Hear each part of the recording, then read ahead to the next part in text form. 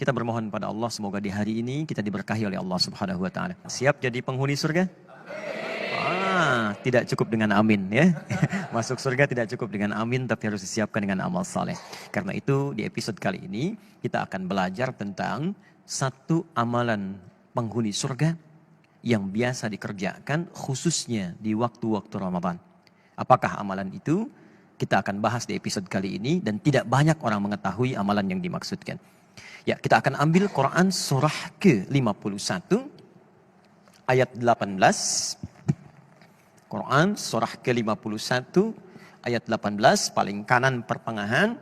Ini nanti korelasinya dimulai dari ayat ke-15-nya ya sampai bertemu di ayat 18. Kemudian jaminan Allahnya lagi ada di Quran sebelumnya surah ketiga ayat ke-17.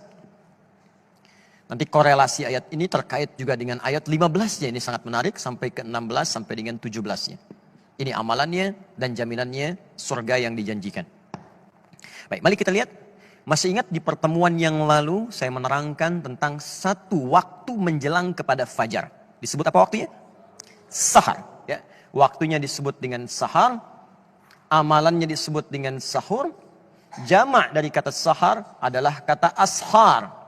Waktu singkat menjelang fajar. Anda kerjakan amalan disebut dengan sahur. Saat Ramadan banyak diartikan sahur itu sekedar makan. Makan, tunggu fajar, tunaikan sholat, kadang-kadang selesai langsung istirahat.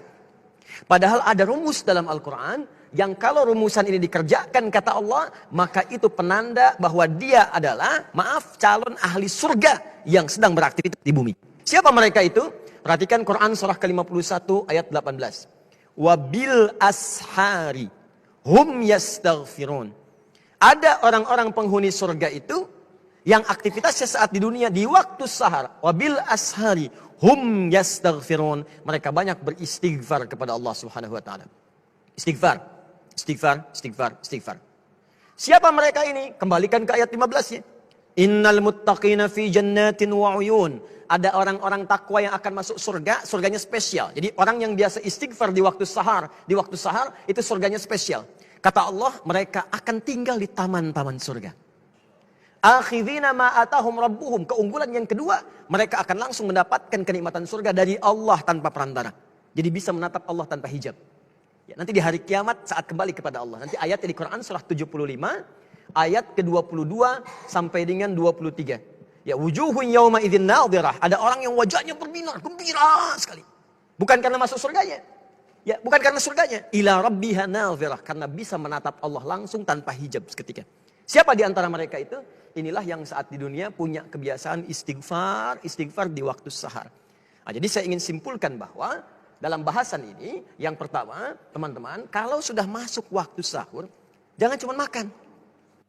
Makan, selesai. 10 menit, 20 menit, begitu selesai.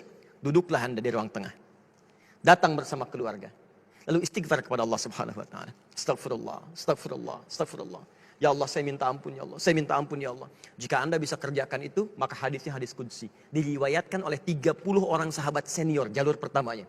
Ya, Nabi mengatakan, Allah berfirman, kalau sudah datang akhir-akhir malam itu menjelang fajar, maka Allah kemudian turun ke langit dunia dan menyampaikan kepada hamba-hambanya. Perhatikan kalimatnya. Ya ibadi, siapa yang di antara hambaku? Hambaku. Siapa yang minta, aku kabulkan. Siapa yang berdoa, aku jawab. Wa man istaghfara liya, dan siapa yang istighfar kepadaku, ghafartu lahu, maka aku ampuni semua dosa-dosanya. Kata para ulama, jika seorang sudah diampuni dosanya, maka semua yang dimintakan akan langsung dikabulkan oleh Allah tanpa harus minta lagi. Maka para ulama mengatakan pilih yang ketiga untuk istighfar, maka semua akan Allah cukupkan dalam kehidupan kita.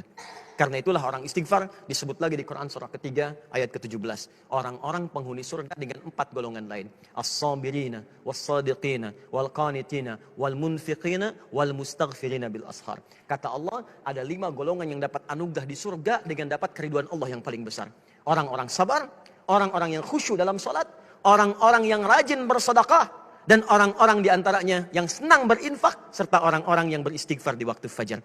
Maka kalau tak mampu Anda sabar, rajinlah sedekah. Tak mampu bersedekah, maka rajinlah Anda khusyuk dalam salat. Tak mampu khusyuk dalam salat sepenuhnya, maka istighfarlah. Mudah-mudahan dengan itu Anda mendapatkan surga yang dijanjikan insya Allah.